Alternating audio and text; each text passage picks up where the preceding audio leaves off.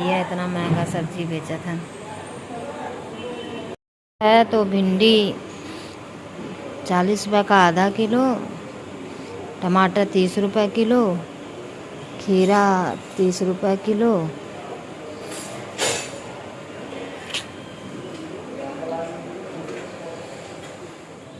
रहा तो मम्मी दाल डाल दा, चावल तू डाल दा, बैठ बैठ के हम सब्जियाँ डाल दे, छौक दे, थोड़ा सा हो जाए चला दे, फिर चल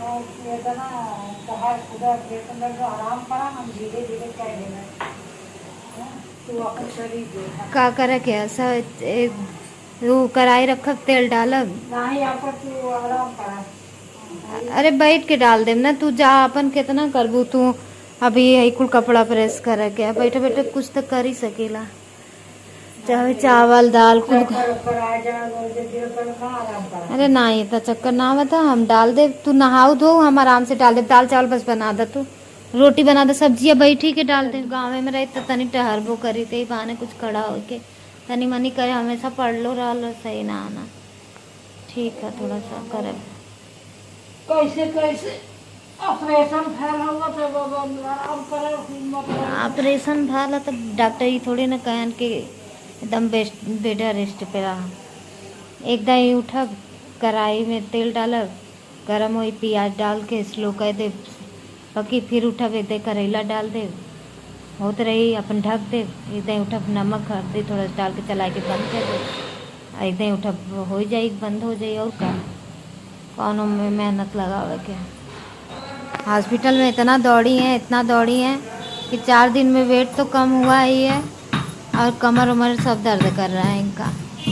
मामी रहती थी तो हेल्प करवा देती थी तो हो जाता था, अब अकेले ही सब आई हैं तब तो पूरा वो हॉस्पिटल का कपड़ा धुलना, चादर सब गया था, सब कुछ धुलना। उसके बाद कल साफ़ सफाई पूरा हुआ है एकदम से, बहुत सारा काम पड़ जा रहा है, अकेले थक जा रही हूँ। बैठे बैठे मैं इतना तो कर ही सकती हूँ, वैसे भी मेरे को बैठा नहीं जाता था।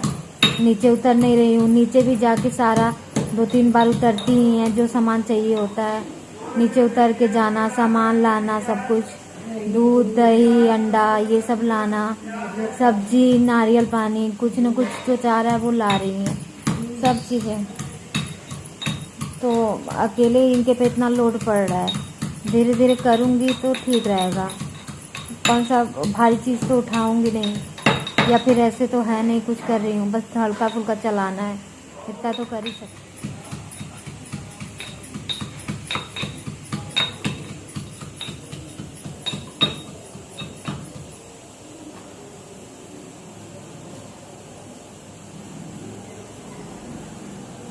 चावल ख़त्म हो गया था तो दावत की चावल आई है 5 किलो, दावतें इसके मम्मी इतना लोग मिला चाहता रूम में बोला ली का सबके एक एक दिन।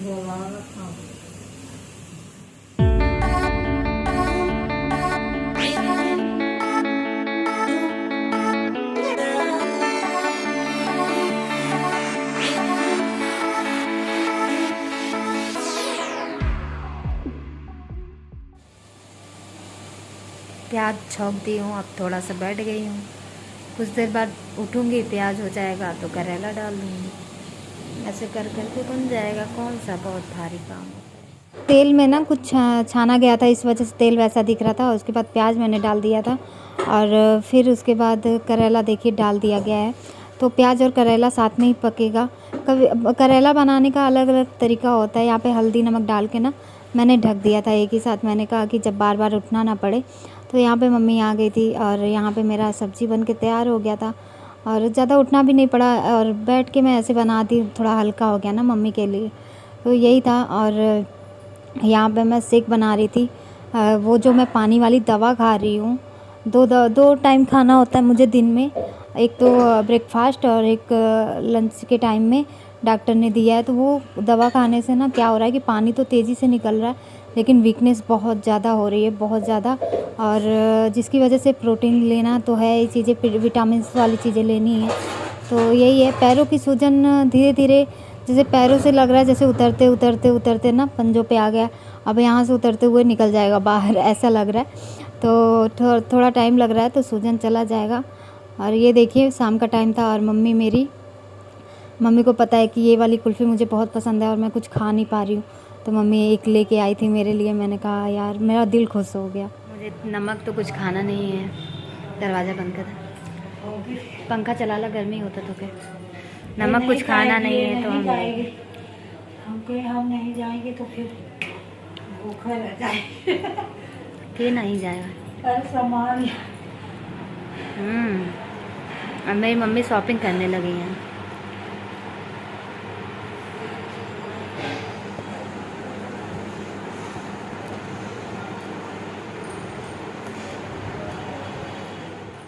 ये नेक्स्ट मॉर्निंग की वीडियो है और मैं बहुत ज़्यादा सो रही हूँ, बहुत ज़्यादा वीकनेस लग रही है, इस वजह से कुछ शूट नहीं कर पा रही हूँ।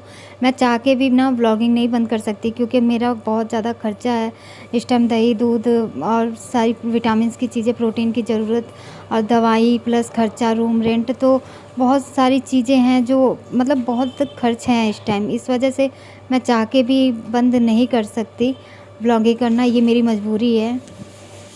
अपने साथ साथ इनके भी सेहत का ध्यान रखें।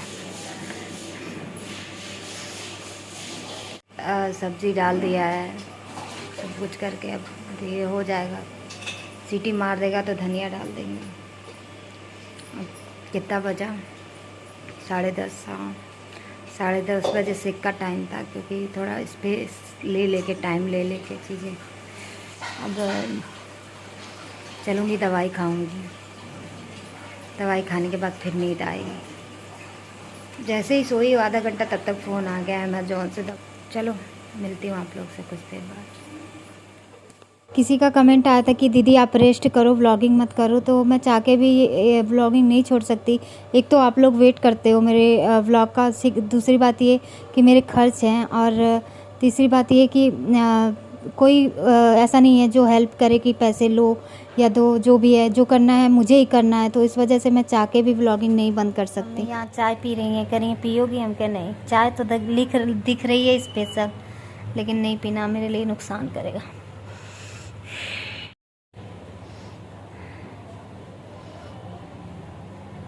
कल हनुमान जी का दिन है और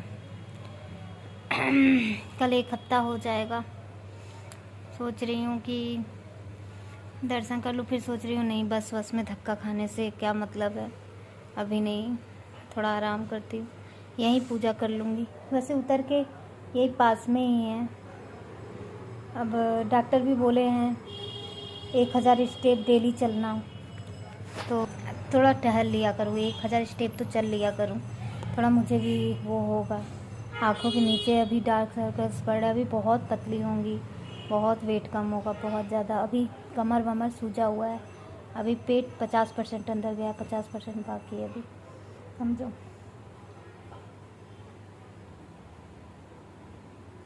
तो आप लोग भी घबरा रहे थे, लेकिन धीरे धीरे हो जाएगा सही, टेंशन मत लीजिए। बस दुआ करिए कि जल्दी रिकवर हो जाए हम।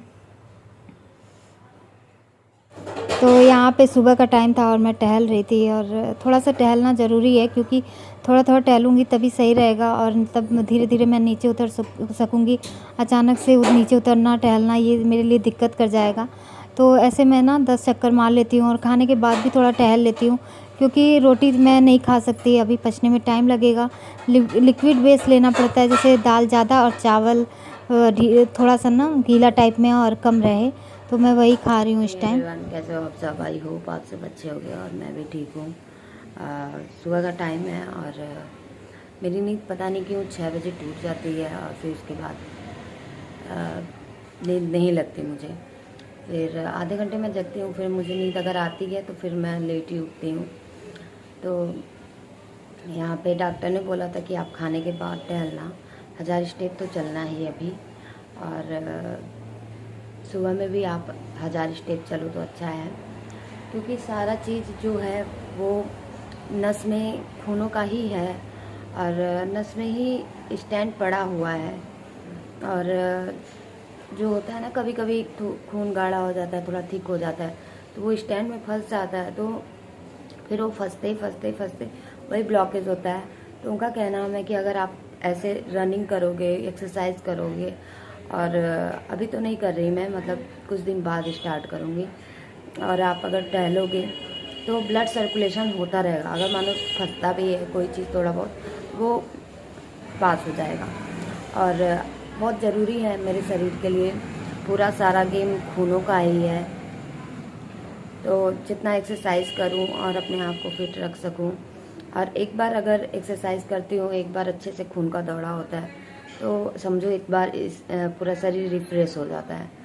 तो मैंने कहा, यही सारी बातें मम्मी से हो रही थी, मैंने कहा मैं योगा करने से या फिर मैं यहाँ पे अगर रहूँ तो जिम करने से मैं पीछे हटूँगी नहीं। जहाँ पे मैं सारी चीज़ें करती हूँ, परहेज करती हूँ, दवाई करती हूँ, ये चीज़ें कर रही हूँ, तो वो लगता है कि मैं नहीं करूँगी। क्योंकि शादी से मैं पहले पौना घंटा 1 घंटा योगा करती थी, और मुझे इंटरेस्ट था उसमें, क्योंकि मुझे बहुत रिफ्रेश महसूस होता था, पूरा दिन एनर्जी फील होती थी, बहुत कुछ फ़ायदे मुझे दिखते थे उससे, नींद परफेक्ट आती थी।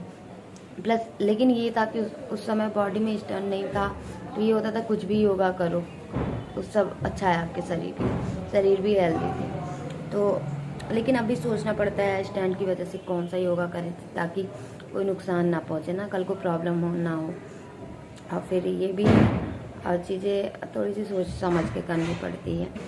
शरीर में भी इतना ज़्यादा लगता था कि अपना करो जो भी होगा, तो चलो। और डॉक्टर ने भी बोला भी कि हाथ होथ के मसल्स बने, इसलिए आपको जिम विम आप ज्वाइन कर लो, योगा का करो। तो मैंने कहा चलो ठीक है, गाँव जाके पहले देखते हैं, फिर क्या है आगे की प्लानिंग, क्या होगी नहीं होगी देखते हैं। गाँव मम्मी से तो मैं कह रही हूँ कि मुझे छोड़ दो यहीं पे, मेरे को गाँव नहीं जाना। मम्मी कह रही है नहीं चलो, बहुत शोर हो रहा है। मम्मी कह रही है नहीं चलो, क्योंकि गांव में जाओगी थोड़ा शुद्ध वातावरण मिलेगा, अच्छे से थोड़ा हेल्दी हो जाओगी ना। अभी बहुत ज़्यादा पानी की कमी होने की वजह से, क्योंकि पानी बहुत ज़्यादा निकल रहा है पेट का भी, तो प्रोटीन की कमी है, विटामिन की कमी है, अपने हिसाब से तो मैं चीज़ें ले रही हूँ। तो यही सारी चीज़ें हैं, बहुत सोच समझ के खाना पड़ रहा है, बहुत सोच समझ के चीज़ें। और किसी ने बोला था कि नमक कब तक, लाइफ टाइम के लिए नमक, मतलब डॉक्टर ने बोला इतना सा ही खा सकते हो, लेकिन सच बताऊं तो मैं नमक ही खाना छोड़ दी हूँ। मैंने कहा जब नमक से ही प्रॉब्लम है तो लो अब मैं नमक ही नहीं खाऊंगी, ठीक है। देख लेते हैं ये भी करके। लोग कहते हैं कि नमक एकदम छोड़ दो, नमक एकदम छोड़ दो। अगर मेरे हेल्थ के लिए नमक मेरे लिए नुकसानदायक है, मैं नमक छोड़ दूँगी, समझ जाऊँगी कि मेरी ज़िंदगी में नमक का स्वाद ही नहीं है। बाहर के कुछ देश ऐसे हैं जहाँ पे नमक का यूज़ नहीं होता है, या मैं अपने आप को मैनेज कर लूँगी, क्या करना है। तो ये चीज़ है यार, मुझे परेशान नहीं होना। लोग एडवाइस बहुत देते हैं, ये करो वो करो, नमक मत खाओ, ऐसे करो वैसे करो, लेकिन सच बताऊँ तो इतना सब कुछ लाइफ में होने के बाद भी और अभी जो ज़िंदगी में जी रही हूँ, इतना आसान नहीं है जीना। कहने वालों को सामने कहने जो कहते हैं ना, उनके लिए बहुत आसान होता है, लेकिन एक्चुअली में जो जीता है ना उसको पता चलता है कि ये लाइफ कैसी है। तो यही है, और मेरी लाइफ इतनी आसान नहीं है, कोई जी नहीं सकता जैसी मेरी लाइफ है, लेकिन क्या कर सकते हैं, जीना तो है।